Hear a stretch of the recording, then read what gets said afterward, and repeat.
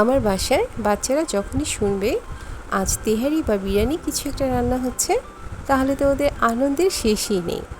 তাই আমি খুব সহজে এবং খুব কম সময়ে রাঁধুনি তেহারি মশলা দিয়ে তেহারি রান্না করে নিলাম।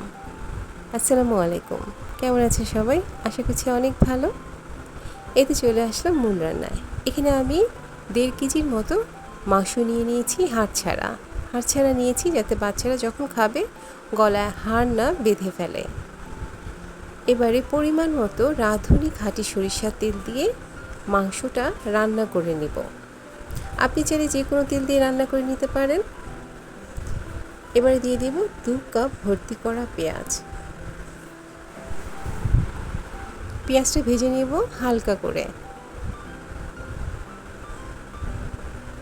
এই সময় চুলোর আঁচটা বাড়িয়ে দিতে হবে। হালকা করে ভাজার পর দিয়ে দিলাম 2 ফালটা করে বেশ অনেকগুলো কাঁচামরিচ। এখানে 10টা থেকে 15টা কাঁচামরিচ হবে। আর এর চেয়ে যদি বেশি ঝাল খেতে চান তো কাঁচামরিচটা আর একটু বাড়িয়ে দিতে হবে। এই তো পেঁয়াজটা হালকা বাদামি হয়ে এলো। এবারে দিয়ে দিব আদা রসুন পেস্ট 2 টেবিল চামচ দিয়ে আদা রসুনটা ভালো মতো কষিয়ে নিব। কিছুক্ষণ ভাজা ভাজা করে নিয়ে এবারে মাংসগুলো দিয়ে দেব।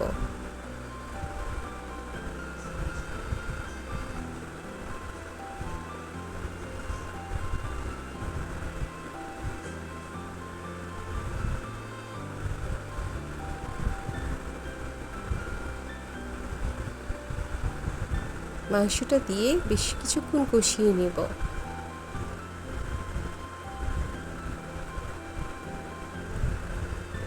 দিয়ে দিলাম টক দই। এখানে 1 কাপ ভর্তি করা টক দই দিয়ে দিলাম।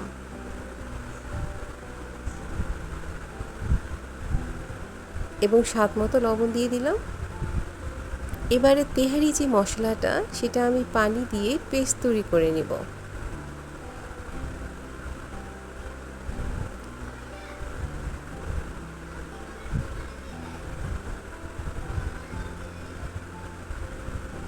পুরোটা 1 প্যাকেট পুরোটাই আমি এখানে মশলাটা দিয়ে দিয়েছি।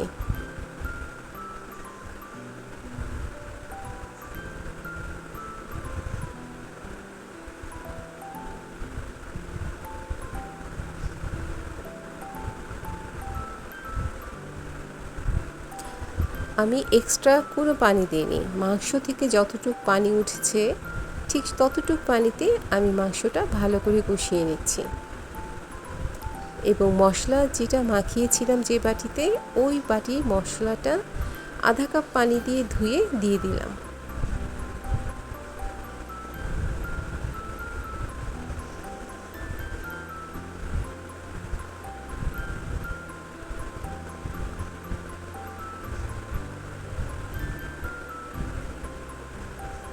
ভালো করে কষিয়ে নিয়ে যখন পানিটা একেবারে শুকিয়ে তেলটা উপরে আসবে, তখন সিদ্ধ হওয়ার জন্য আমি পরিমাণ মতো পানি দিয়ে নেব।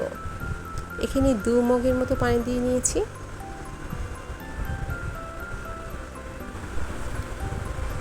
এবারে ঢেকে দিব 10 মিনিটের জন্য।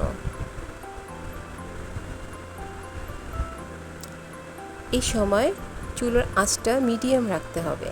10 মিনিট পর ফিরে এসে আবার নাড়াচাড়া দিয়ে নিলাম। আবারও ঢেকে দিব 10 মিনিটের জন্য। আবার ফিরে এলাম 10 মিনিট পর, আবারও নাড়াচাড়া দিয়ে নেব। ভালো মতো নাড়াচাড়া উল্টাপাল্টা করে দিয়ে নিয়ে আবারও ঢেকে দিব। ঢেকে এবার চুলোর আঁচটা আরও কমিয়ে 10 মিনিট পর আবার ফিরে এলাম। এবার দেখে মনে হলো মাংসটা সিদ্ধ হয়ে গেছে।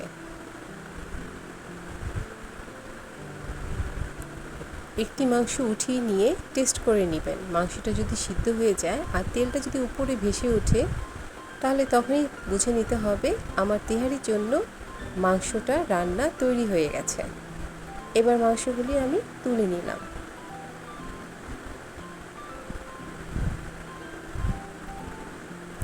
তেল ঝরিয়ে ঝরিয়ে মশলাটা ঝরিয়ে ঝরিয়ে মাংসগুলি তুলিয়ে একটা বাটিতে রেখে দিতে হবে। এরপর মনে হলো প্যানে জায়গা হবে না, তাই মশলাটা আমি একটা বড় পাতিলে ঢেলে নিলাম। যেহেতু আমি এখানে 1.5 কেজি চাল রান্না করছি, এবার এই চালটাকে ভালো করে ভেজে নিব মশলার সাথে। এই 2 থেকে 3 মিনিটের মতো ভাজবো। ভাজা হয়ে গেলে গরম ফুটন্ত পানি দিয়ে নিব 9 পট। আমার চাল এখানে 10 পট, আমি 1 পট কম দিব এর জন্য যে চালটা যাতে ঝরঝরা হয়।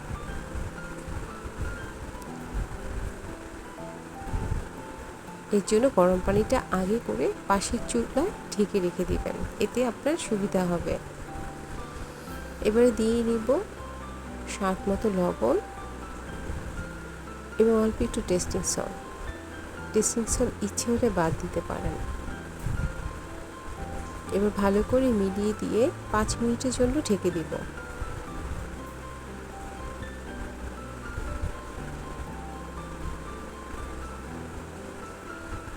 অনেকটা পানি শুকিয়ে গেছে।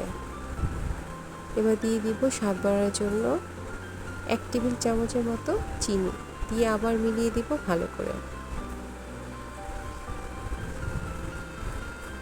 রেঁধে রাখা মাংসগুলো দিয়ে দিলাম।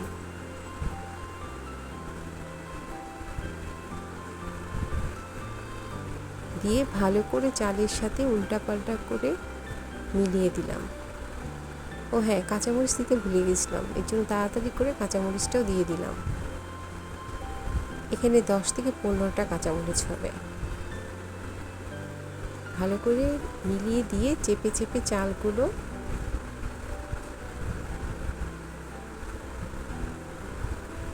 দিয়ে ঢেকে দিবেন 5 মিনিটের জন্য। এই সময় অবশ্যই পাতিলের নিচে তাওয়া দিবেন। যদি পাতিলের তলাটা পাতলা হয় তাওয়া অবশ্যই লাগবে, ভারী হলে লাগবে না। কেওড়া জল দিয়ে দিলাম 2 টেবিল চামচ, দিয়ে আবারও ভালো করে মিলিয়ে উল্টাপাল্টা করে লাড়া দিয়ে দিলাম।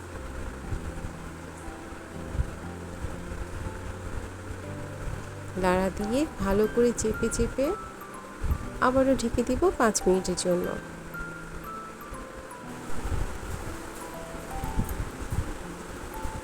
5 মিনিট পর ফিরে এলাম। এবারে খুব ভালো করে লাড়িয়ে শেষ করে নিব আমার তেহারি রান্নাটা। সবচেয়ে শেষে যেটা দিতে হবে, উপর দিয়ে টেবিল চামচের 3 থেকে 4 চামচ ঘি আর পেঁয়াজের ফেরেস্তা। আমি ঘিটা ইচ্ছে করেই দেব না, কারণ এই কদিন যে হারে গরম পড়েছে আর যে হারে তেল জাতীয় খাবার, মাংস চর্বি খাওয়া হচ্ছে, সেজন্য ভাবছিলাম কম তেলে রান্না করব। শুধু পেঁয়াজের বেরেস্তা দিয়েই রান্নাটা চমৎকার হয়েছিল। সকলের প্রশংসায় পঞ্চমুখ ছিল। যাই হোক, নিজের প্রশংসা করছি না, আপনি করে আমাকে কমেন্ট করতে পারেন। ভিডিওটা পছন্দ হলে লাইক কমেন্টের পাশাপাশি শেয়ার করে দিবেন। সকলে অনেক ভালো এবং সুস্থ থাকবেন। আজ এই পর্যন্তই। আল্লাহ হাফিজ। আসসালামু আলাইকুম।